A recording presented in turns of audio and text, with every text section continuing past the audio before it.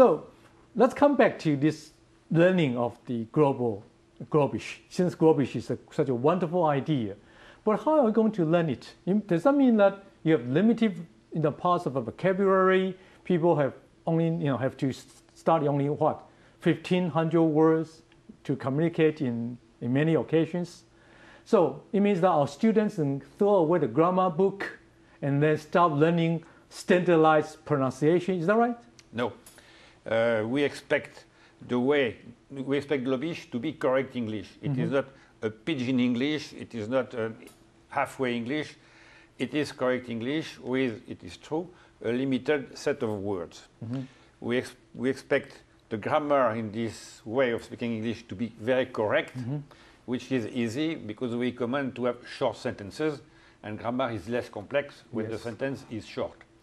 And we expect the pronunciation to be understandable. Yes. But it does not need to be the Queen's pronunciation or Mickey Mouse's pronunciation.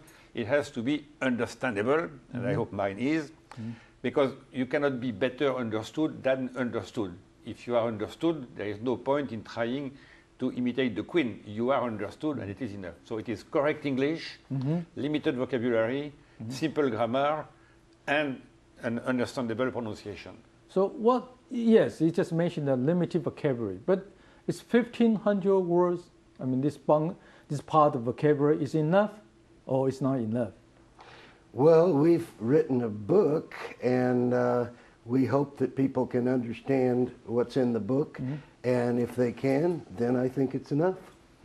Sure, we still have to stick to some kind of grammar, right? But simplify the correct English, but simplify, English. Not too many words, not too complicated grammar rules, short sentences. Right? The shortened sentence. What is the minimum, size of the sentence? A sentence sentence above 26 words 26 is a disgrace, should not exist. Below 13, it's even better. So yes, I think that after our talk about this, the natures or features of Globish, I think that most of the audience or even the learners, the teachers, will think that this is just wonderful news for the people who have learned English for so many years and who still cannot open their mouths to communicate with the foreigners or international visitors. So talk about the impacts on English teachers. English teachers tend to teach teach quite well, and they have a lot of job, their responsibilities to train their students well. But once the English is becoming so easy, and then we are going to lose the job as a professor, right? So what kind of impacts? You are the native speaker. You used to be the English teachers. So you're going to lose the job. Right? You don't. No, actually, I think it's almost the converse. Yes. I believe that this is going to mean more jobs for non-native English-speaking teachers. Yes. Because they won't have that gold standard of the native speaker that they're always trying to follow. And that gold standard tells people you will never be good enough, right?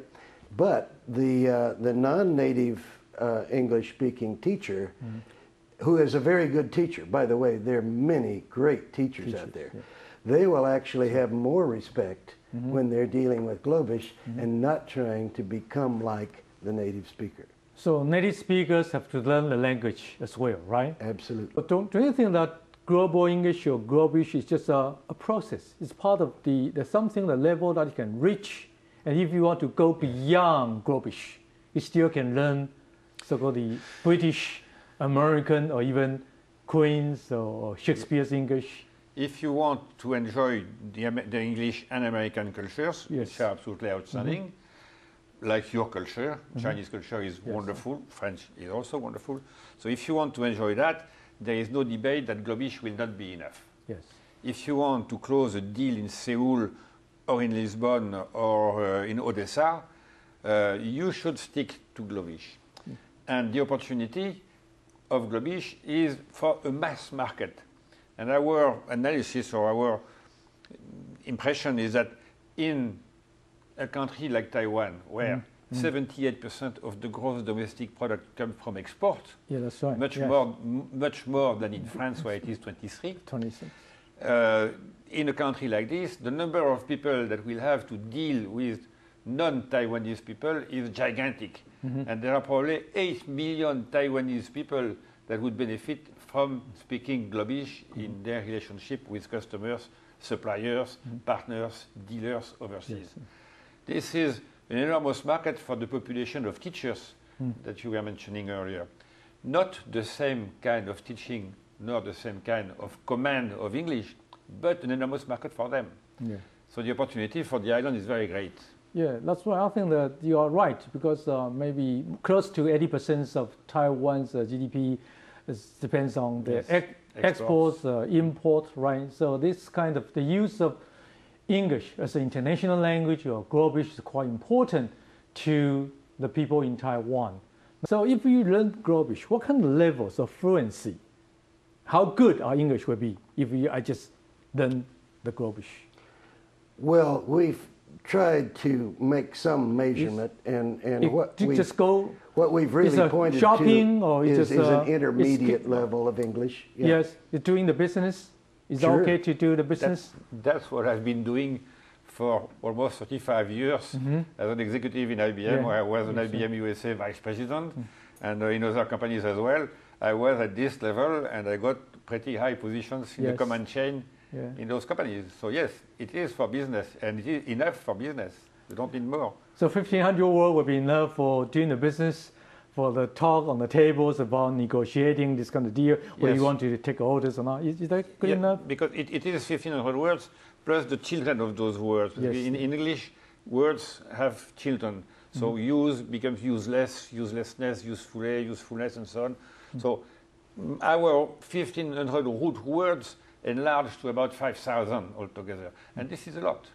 Okay, final words. David, what kinds of suggestions or opinions you want to propose to our Taiwanese audience and all these bunches of learners of English in Taiwan who have studied English for so many years, who still cannot open their mouth? The final words, final suggestions to you? I would say that for what I have seen, many Taiwanese are like my countrymen, the French people. They are afraid, they are shy, they are concerned about losing face by not being respected for the fluency of their English, and they are wrong. Yeah. Either you are a good professional, you are a good doctor, you are a good journalist, you are a good researcher, a good scholar, and you are, if at the same time you are very good in English, this is even better.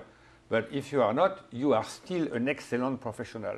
And you've got to keep that in mind, because then you will lose your inhibition, your complexes, your shyness, and you will be happy to discuss and win and yell. And yes, you are what you are, and it is worth consideration. Yes, I think Mr. Laurier is a very good example. Outstanding example can say that, who speak so-called Globish and to win the position as a vice president in all-American, company, that's IBM, right?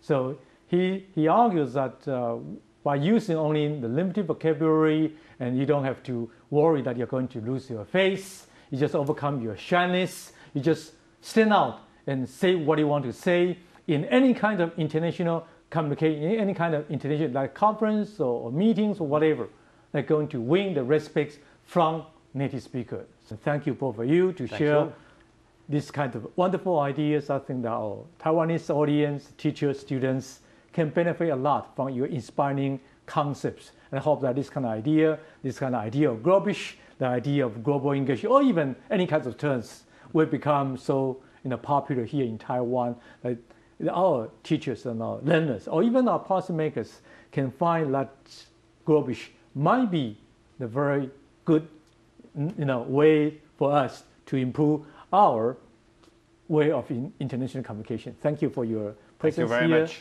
Thank you. Thank you for your being here.